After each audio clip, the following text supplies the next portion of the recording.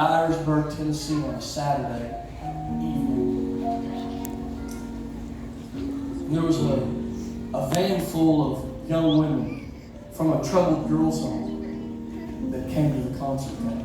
And they sat in that back left corner section. We were so glad they were there. They listened attentively to the concert. And then when it came time to respond to the message, a handful of them came down. One of them, I'll never forget her. Her name was Jessica. Jessica was crying before she got to me. And you'll never cry alone in my presence, so we're both crying, and I don't even know what for yet. She takes both of my hands, she looks up at me, and she says, "Preacher, I need to be saved." And I thought to myself, well, this is the easiest one of my career.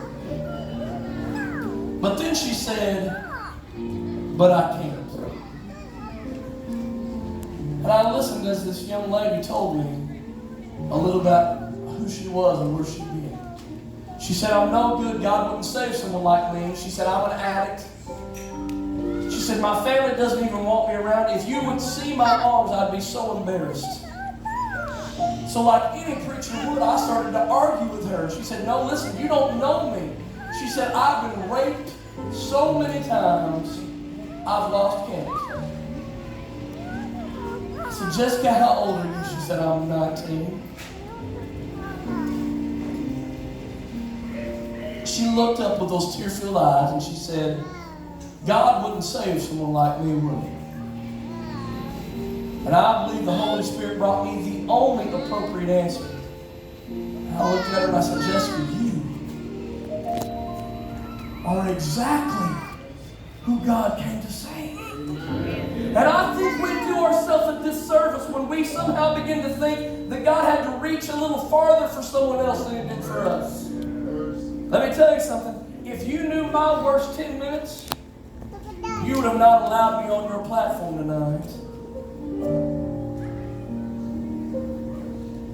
So maybe you're here. Maybe it's either you or someone that you love.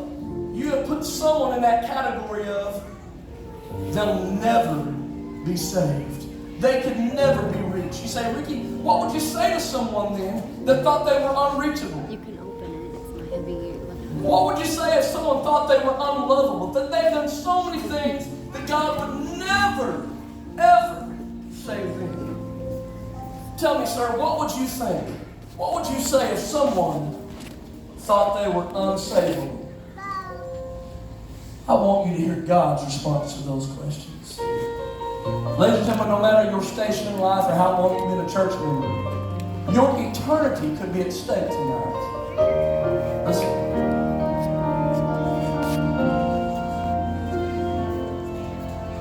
What do you say to someone who feels like they've lost it all? Over the edge with nobody there to break their fall.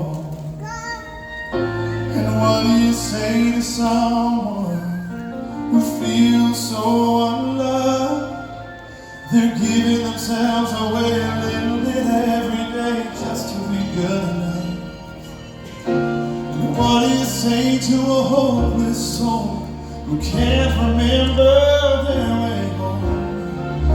Everything is out of their control.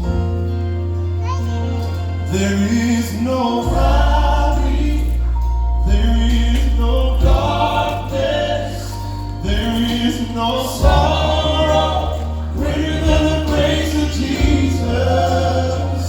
There is no moment, there is no distance, there is no heartbreak he can't take you through. So before you think that you're too lost to save, remember there is nothing greater than grace. What do you say to someone whose life is on the line and they're unsure what